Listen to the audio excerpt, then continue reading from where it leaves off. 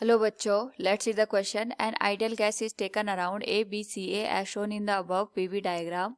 The work done during a cycle is, here we have given a diagram with 4 options. Now to answer this question, first we will discuss here the key concept, and here the key concept is work done in thermodynamics process, which is given as P into change in volume. Now यहाँ पे हमारे पास एक process दे रखी है and a graph is drawn between pressure and volume, जिसके corresponding हमारे पास जो process है हम ये मान के चल रहे हैं it is moving from A to B, B to C and C to A. इस केस में अगर हम देखें तो हमारे पास यहाँ पे 3 प्रोसेस दे रखी है. इन तीनों प्रोसेस के करस्पॉन्डिंग हमें यहाँ पे टोटल वर्क निकालना है. So we can say total work will be the sum of the work from A to B, B to C and C to A.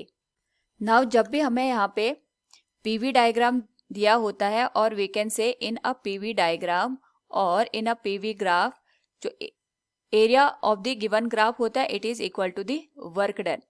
तो वर्क डन निकालने के लिए PV डायग्राम का या PV ग्राफ का हम यहाँ पे एरिया फाइंड आउट करते हैं.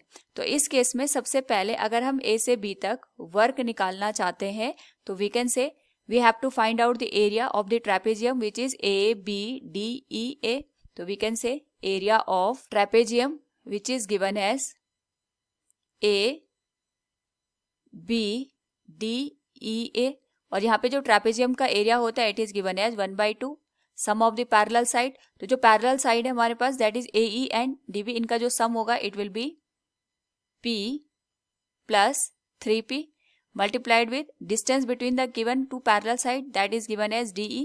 इनके बीच की जो डिस्टेंस होगी ये पॉइंट है 3V और ये वाला जो पॉइंट है हमारे पास ये है V के बराबर. तो इनके बीच की जो डिस्टेंस होगी it will be 3V minus V.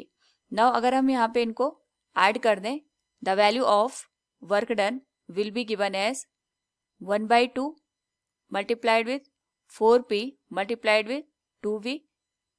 तो यहाँ पे जो वर्क की वैल्यू होगी फ्रॉम A टू B, 2 से 2 कैंसिल हो जाएगा और यहाँ पे ये वैल्यू बन जाएगी 4 इंटू PV के बराबर. ये हो जाएगी इक्वेशन नंबर फर्स्ट.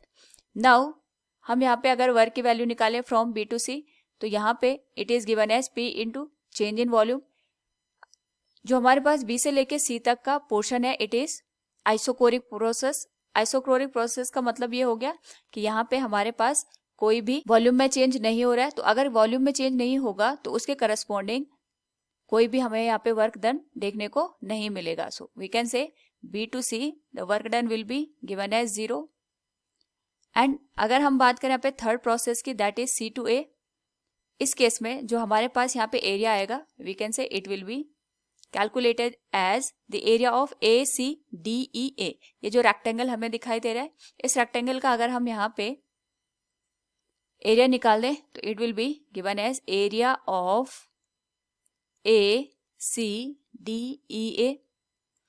और इसका जो एरिया होगा we can write it will be given as length into width. और लेंथ यहाँ पे हमारे पास चेंज इन वॉल्यूम के बराबर होगी और विड्थ हमारे पास प्रेशर के बराबर. क्योंकि यहाँ पे प्रेशर सेम है तो यहाँ पे प्रेशर की value we will take P. Change in volume हमारे पास होगा final volume minus initial volume. Final volume V है, इनिशियल वॉल्यूम इज 3V. अगर हम दोनों को यहाँ पे मल्टीप्लाई कर दें तो जो हमारे पास वर्क डन निकलेगा it will B minus of 2 into P into V. ये बन जाएगी इक्वेशन नंबर सेकेंड. तो तीनों प्रोसेस में अगर हम यहाँ पे टोटल वर्क को कैलकुलेट करें तो इस तीनों का सम हो जाएगा. तो यहाँ पे आ जाएगा 4P into V. Second case में यानी B टू C तो वर्क डन है वो 0 है. और जो थर्ड हमारे पास प्रोसेस है that is C to A it is minus of 2 into PV. तो जो हमारे पास यहाँ पे तीनों को ऐड करके वर्क डन की वैल्यू बनेगी it will B 2 into PV. So from the given question we can say here the work done during a cycle is 2 into PV. Option A will be the correct one. Hope all you understood it. Thank you and best of luck.